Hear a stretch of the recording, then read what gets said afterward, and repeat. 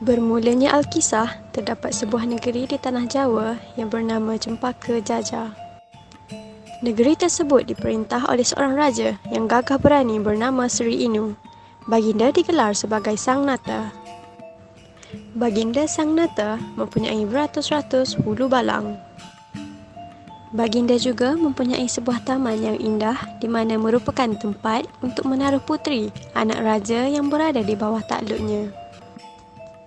Di antara puteri tawanannya yang ramai, terdapat seorang puteri yang menawan bernama Raden Puspa Kencana. Dia diberi gelaran sebagai Ken Tambuhan. Pada suatu malam, Ken Tambuhan bermimpi tentang bulan jatuh ke pangkuannya. Tubuh badannya terang disinari cahaya bulan. Namun tidak disangka, Raden Inu Kertapati juga mengalami mimpi yang sama. Raden Inu merupakan anak tunggal kepada Sang Nata. Dia digelar sebagai Raden Inu, Inu Bangsawan atau Raden Menteri. Mimpinya juga berkait tentang bulan jatuh ke pangkuannya. Namun terdapat seekor raksasa melarikan bulan tersebut. Raden Inu memberitahu ayahanda dan bondanya tentang mimpi tersebut. Mereka berpendapat bahawa sudah tiba masanya untuk Raden Inu beristeri. Bondanya bersetuju dengan nasihat Patih untuk meminang Puteri Ratu Banjar yang cantik lagi setaraf dengan Raden Inu. Tetapi Raden Inu tidak bersetuju dengan hal tersebut. Pada suatu hari, Raden Inu keluar untuk pergi berburu. Burung serindik disumpit baginda, terkena tepat tanpa diduga, terus terbang ke dalam kota, tempat bertenun si cantik jelita. Kemudian, Wirawani telah dititahkan oleh Raden Inu untuk mencari burung serindit yang disumpitnya. Wirawani mendapati burung tersebut berada di sisi Ken Tambuhan.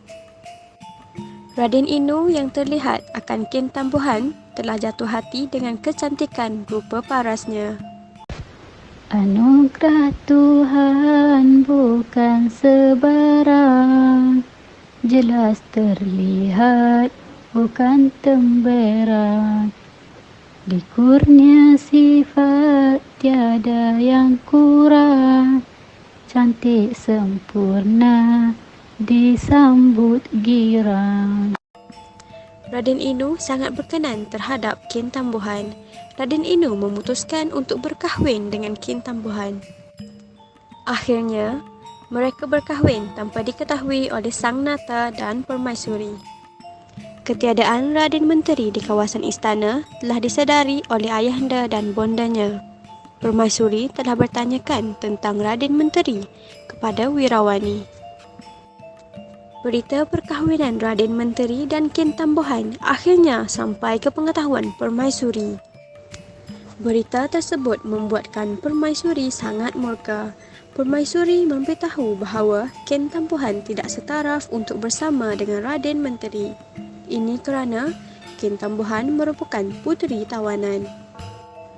Keesokan harinya, ketika Raden Menteri menghadap Permaisuri, Baginda merintahkan Raden Menteri untuk pergi berburu kijang dan pelanduk di hutan.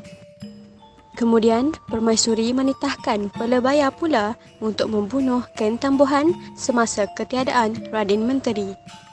Setelah dibawa, Ken Tambuhan bersama 2 orang inang pengasuhnya jauh ke dalam hutan, pelebaya memberitahu bahawa dia dititahkan oleh Permaisuri untuk membunuh Ken Tambuhan.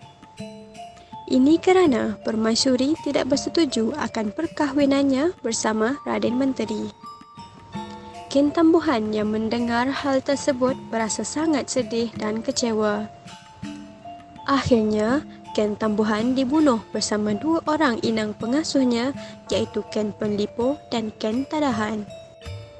Mayat mereka ditaruh ke dalam rakit serta ditaburi dan dihiasi dengan bunga cempaka dan bunga angsana seperti yang dipesan oleh Ken Tambuhan. Rakit tersebut telah dihanyutkan ke arah sebatang sungai. Pada masa yang sama, sedang leka Raden Menteri mandi sungai setelah penat memburu, tiba-tiba Baginda ternampak rakit yang cantik dihiasi hanyut ke arah Baginda. Alangkah terkejutnya Raden Menteri apabila mendapati bahawa mayat isteri baginda yang berada di atas rakit tersebut. Akibat terlalu kecewa dan sedih, Raden Menteri akhirnya telah menghunus keris lalu menikam dadanya sendiri. Maka mangkatlah Raden Menteri pada ketika itu di sisi Kintambohan. Berita kematian Raden Menteri sampai kepada Sang Nata. Sang Nata terkejut dan kecewa apabila mengetahui punca kematian Raden Menteri.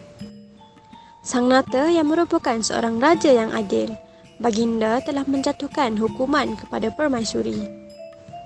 Permaisuri diarah tinggal di luar istana dan menjaga anjing pemburuan, dan Pelebaya pula dibunuh dan dibakar rumahnya. Sang Nata bermohon kepada Dewata Mulia supaya menghidupkan kembali anaknya Raden Menteri dan Kintambohan. Maka hiduplah kembali Raden Menteri dan Kintambohan menjadi pasangan isteri yang bahagia. Mereka juga telah ditabalkan menjadi ratu dan suri kuripan.